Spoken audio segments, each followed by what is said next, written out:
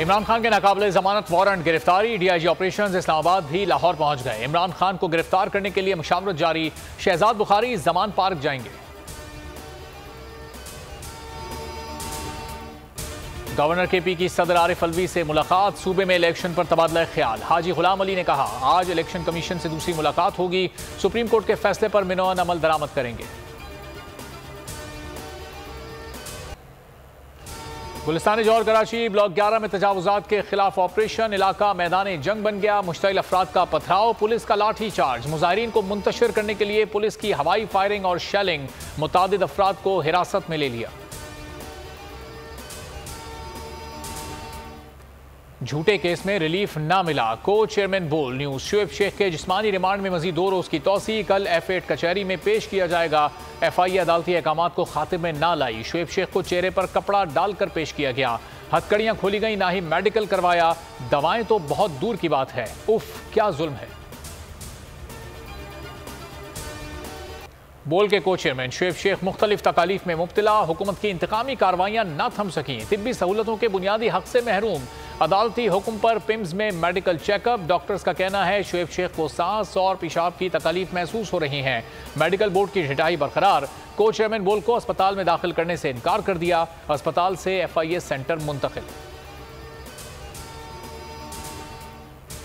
5 साल पहले एक इल्ज़ाम लगाया, एक जज साहब ने इल्ज़ाम लगाया कि उन्होंने रिश्वत ली है और एक ब्रिगेडियर साहब ने उनको रिश्वत दी है। एग्जैक्ट केस में बरियत। FIA खुद का मानना है कि जी उस ब्रिगेडियर साहब ने रिश्वत नहीं दी, इसलिए FIA ने अपनी FIR में उनको नामजद नहीं किया। और जज साहब जिन पर इल्ज़ाम लगाए, 3 जगह ये कह चुके हैं कि एक वो जो उन्होंने हाई कोर्ट में अपनी अपील फाइल की हुई है, एक वो जो उनका FIA का स्टेटमेंट है, और एक वो जो हाई कोर्ट के शो कोर्ट नोटिस के जवाब में कह चुके हैं जी मैंने कोई रिश्वत नहीं। FIA ने उस वक्त इंक्वायरी की और उस इंक्वायरी में उन्होंने उनको प्रॉपर्टी डिटेल्स ली, जज साहब की ट्रैवल हिस्ट्री ली, बैंकिंग ट्रांजेक्शन्स निकाली, कोई चीज़ नहीं मिली। तो ये केस उस वक्त ख़त्म कर दिया गया, इंक्वायरी ख़त्म कर दी।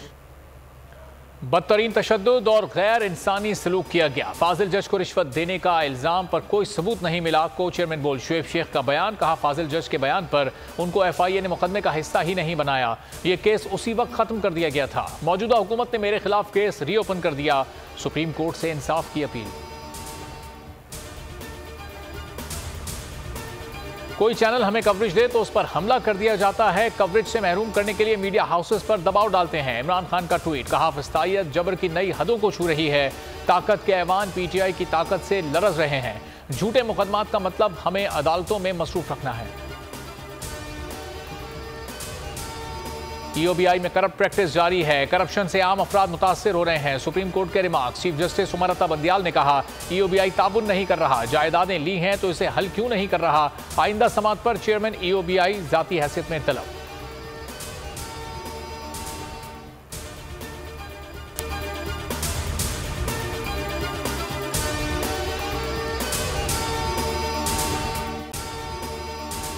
अगर आपको ये वीडियो पसंद आई है तो लाइक पर क्लिक करें।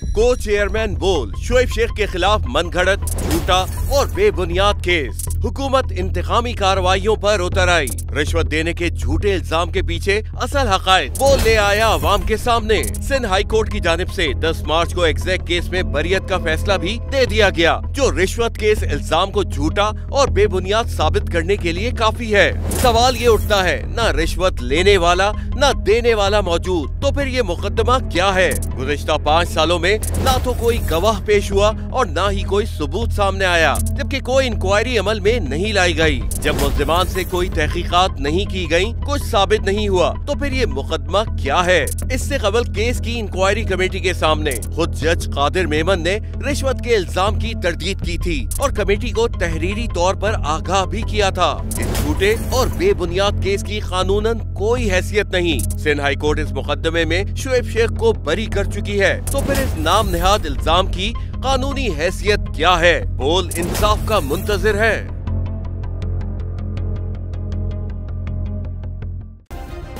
सब्सक्राइब करें और बेल दबाएं ताकि कोई खबर रह न जाए।